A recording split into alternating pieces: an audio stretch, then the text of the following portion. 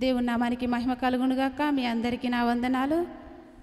ఈరోజు దేవుని వాగ్దానం ధ్యానించుకుందాము. కీర్తనల గ్రంథము 1వ అధ్యాయము 2వ వచనము. యెహోవా ధర్మశాస్త్రమందు ఆనందించుచు దివారాత్రులు దాన్ని ధ్యానించేవాడు ధన్యుడు. అతడు నీటి కాలువల ఏరున నాటబడినదే ఆకువాడక తన కాలమందు ఫలమిచ్చు చెట్టు వలె నుండును. ఈరోజు ఉదయకాలము మనం దేన్ని ధ్యానం చేయాలంటే దేవుని వాక్యాన్ని ధ్యానం చేయాలి. ఈ పరిశుద్ధ గ్రంథము చాలా విలువైనది.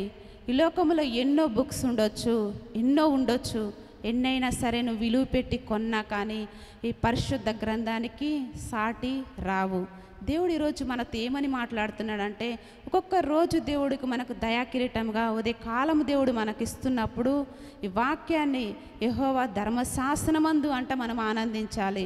ఉదయకాలం లేవగానే మనం ఏదో పని కోసము, ఏదో మన సంతోషం కోసము ఏదో చేయాలని మనం ఆశపడతాం. కానీ దేవుడు ఏమంటున్నాడంటే దేని వాక్యాన్ని ధ్యానించాలని మాట్లాడుతున్నాడు. ఆయన వాక్యం ధ్యానించినప్పుడు ఏం జరుగుతుంది, ఆయన వాక్యం ధ్యానించినప్పుడు నీ జీవితంలో ఏ మేలు నువ్వు పొందుకుంటావు అని దేవుడు ఈ కింద కూడా మాట్లాడినట్టు మనము చూస్తున్నాము.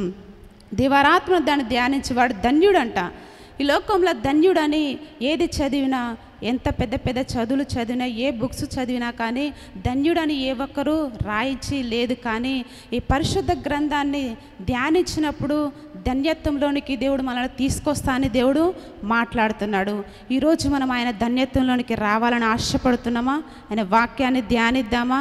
ఉదయకాలం ఇంత మంచిగా దేవుడు మనతో మాట్లాడుతున్నాడు కదా.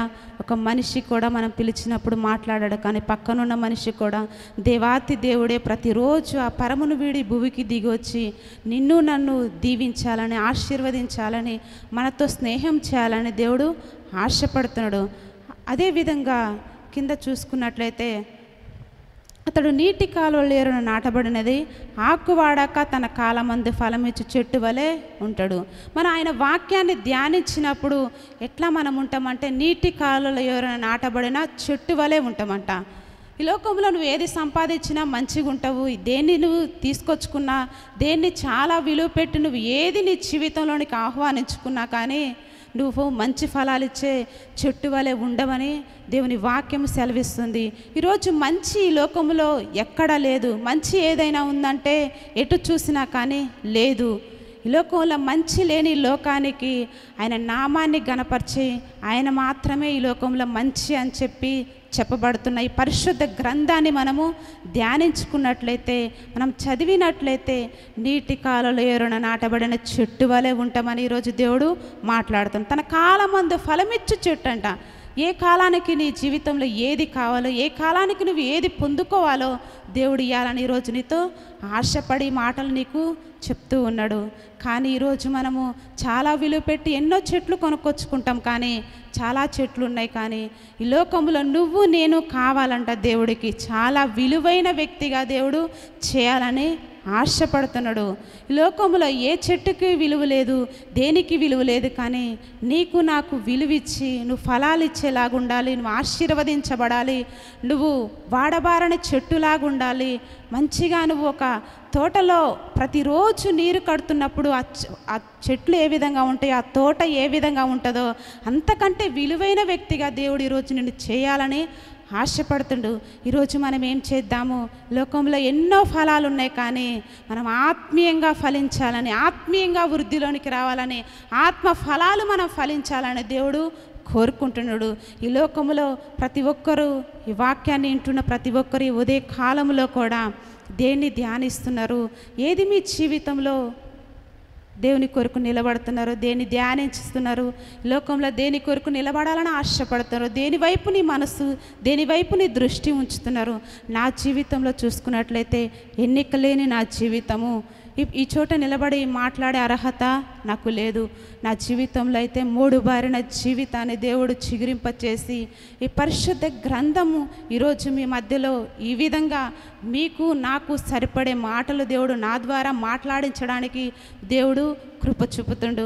ఈరోజు మనము ఈ లోకములో ఉన్న ఫలాలు కాదు, కానీ నిన్ను ఒక విలువైన ఫలంగా, నిన్ను ఒక విలువైన వ్యక్తిగా ఈ లోకంలో ఆశీర్వదించి ఆయన కొరకు నిలబెట్టుకొని ఆయన నామాన్ని గణపరచాలని ఈ పరిశుద్ధ గ్రంథాన్ని వాక్యాన్ని దేవుడు ఈరోజు మనతో మాట్లాడుతున్నాడు.